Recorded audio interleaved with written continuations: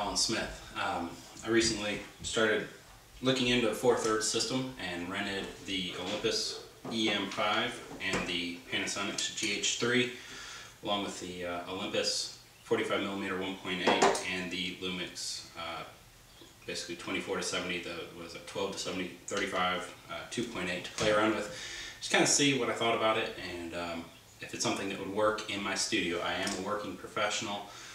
We do generally about 6 to 8 sessions a week. Sometimes next weekend for Easter we will be doing, I think we have somewhere between 40 and 43 sessions over a 3-day period. So we are a very busy working studio, and I don't have a lot of time to redo stuff or mess around with it if it's not right the first time. I love these cameras. I think they're really cool. I love the 4/3 system because of the way I crop my portraits. We almost always go to an 8x10 style format, and this allows me to capture without having to worry about that after photographing cropping. And when I first saw this EM5, I wanted it. I thought it was going to be an amazing camera. I loved my old Canon AE1, and it's kind of, the design of it reminded me of that. Unfortunately, it's small. It's very, very small, and I could not get comfortable holding this camera and honestly feeling serious about photography with it. It is just, for me, I'm not a real big guy, but it was just too small.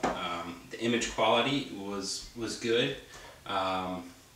Wasn't my favorite out of the two. I did send some test strips off to my lab, H&H Color Lab, and have a couple 10x30 test strips. One that is going a 30-inch wide, that would be the equivalent of a 30x40, and the other one a 30-inch tall, which would have been the equivalent of a 24x30. The Olympus fell a little short, I feel. The gradation in light change and color change across the cheek of the subject, it was a full body portrait, was blotchy. It did not look right. I wasn't very happy with it. The Panasonic, I didn't want to like it as much because I really love the looks and the styling of the OM5, sorry, the EM5, and but the feel of the GH3 is a much more solid feeling camera for me. Maybe it's just because it's comfortable, because it's more SLR-like. My favorite combination of the week that I had these cameras was the Olympus 45mm with the GH3. I played around with it at a fundraising event. I had the Olympus at another event, and then another event that we photographed, just a little family event. We used the GH3 and both lenses. I'm going to add some links to slideshows, videos that I put together using both cameras. The main one that I did was the first day that I had both cameras set to basic, pretty much everything, JPEG, custom white balancing for the situations. Session I did with my son, a little bit of still photography and a little bit of video, and switched between the two cameras to get an idea of which one I really liked. This was done within probably 30 minutes of actually having the cameras in my hands and being able to look at them. So I set everything to fairly basic settings. I didn't get into any of the creative filters or anything like that. It was manual exposure and ISO, and switch between the two cameras and the two lenses to get a really good feel for what each camera could do in each situation. And that's one of, I've got test strips here, right here. These are test strips that I did from that session. We've got 2 strips here from the GH3, and then we have 2 strips here from the Olympus. And the Olympus, like I said, is just, it fell short for me, which was a bummer because I really liked it, I wanted it. I will probably end up with a GH3 for our family stuff, maybe some wedding things, small event things. The quality's there for probably 95% of the work I do. See behind me, I have 30-inch, 20-inch, 24-inch portraits. We do a few 30x40s each year. We've done a couple 40x60s. So we need that quality. In full disclosure, I'm recording this with a Mark II. because I want to have both of these cameras over here. So what I'm comparing everything to is that Mark II. Is the quality of the GH3 matched to the Mark II? No, I don't think so. Not even close. Is it, if it was the first thing I had, the GH3, would it be good enough? I think it would be.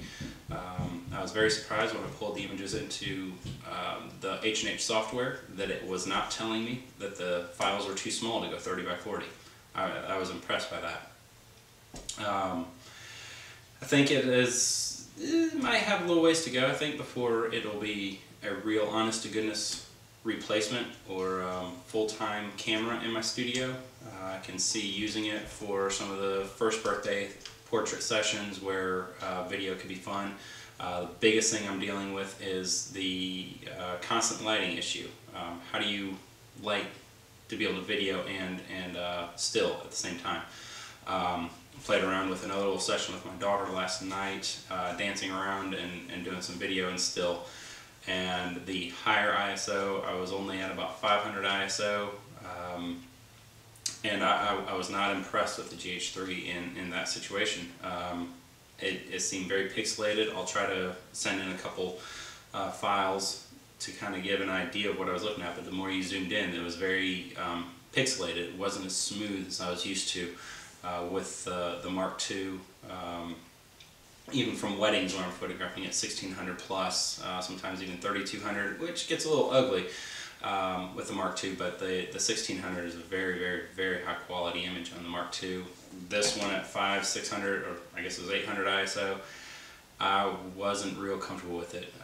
Maybe it would print differently than it looks on the computer, but it wasn't there for me. I want to play with them some more. Unfortunately, I've got to ship them back today. I have another session coming in this morning in about an hour, and I do plan on using GH3 for a little bit of it and just see what happens. We'll see. They're neat cameras. I'm not a big fan of zooms overall anyway, so it doesn't surprise me that I like this little lens better. It keeps everything very light. I don't know, I hope I answered something for somebody, but yeah. Try them out. I strongly recommend renting them before you buy them, so you know which one is going to be best for you. GH3, very high quality play around camera, family camera. Some studio work I can see using it for. The Olympus, as much as I wanted to, it's just not for me. So that's my recommendation if it's worth anything. Thank you very much.